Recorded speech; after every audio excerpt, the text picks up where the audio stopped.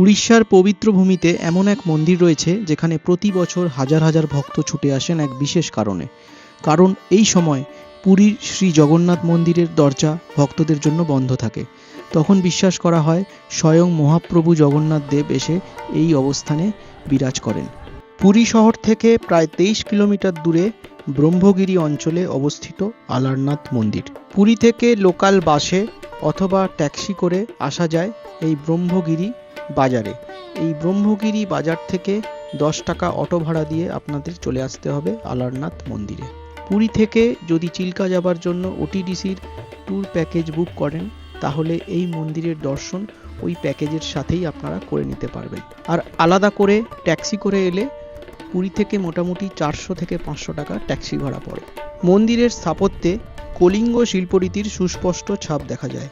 পাথরের সূক্ষ্ম কারুকাজ, গম্ভীর শিখর এবং প্রাচীন ভাস্কর্য শতাব্দীর পর শতাব্দী ধরে ইতিহাসের সাক্ষী হয়ে দাঁড়িয়ে আছে। গর্ভগৃহে অধিষ্ঠিত রয়েছেন 4 হাত বিশিষ্ট ভগবান শ্রীবিষ্ণু, যিনি এখানে আলারনাথ নামে পূজিত হন। তার হাতে রয়েছে শঙ্খ, চক্র, গদা ও পদ্ম, যা ভগবান বিষ্ণুর চিরন্তন রূপের প্রতীক।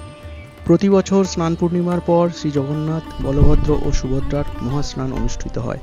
বিশ্বাস করা হয় এরপর দেবতারা অসুস্থ হয়ে পড়েন এবং প্রায় 15 দিন জনদর্শন থেকে বিরত থাকেন। এই সময় পুরীর শ্রী জগন্নাথ মন্দিরের দরজা ভক্তদের জন্য বন্ধ থাকে। কিন্তু ভক্তির কি আর অপেক্ষা মানে? তখনই হাজার হাজার ভক্ত ছুটে আসেন আলারনাথ মন্দিরে। তাঁদের বিশ্বাস এই সময় মহাপ্রভু জগন্নাথ আলারনাথ রূপে এখানেই বিরাজ করেন এবং ভক্তদের দর্শন দেন।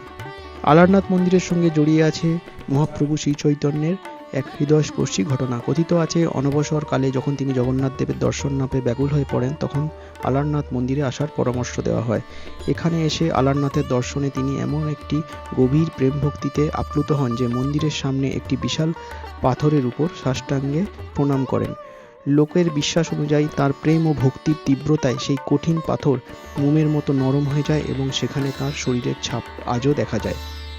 আজও সেই পবিত্র শিলা অসংখ্য ভক্তের কাছে এক অমূল্য স্মৃতিচিহ্ন এবং গভীর আধ্যাত্মিক অনুভূতির প্রতীক। যদি কখনো পুরী ভ্রমণে যান তবে শুধু জগন্নাথ ধামই নয়, অবশ্যই সময় বের করে একবার আলারনাথ মন্দিরেও যাবেন। এই প্রাচীন মন্দিরের নীরব পরিবেশে রয়েছে অদ্ভুত এক শান্তি, যা ভাষায় প্রকাশ করা সত্যিই কঠিন। ভিডিওটি ভালো লাগলে লাইক করবেন, বন্ধুদের সঙ্গে শেয়ার করবেন এবং ইতিহাস, ঐতিহ্য ও ভ্রমণের এরকম আরও গল্প জানতে আমার চ্যানেলটি সাবস্ক্রাইব করতে ভুলবেন না। আজকের মতো টাটা, দেখা হচ্ছে পরের ভিডিওতে।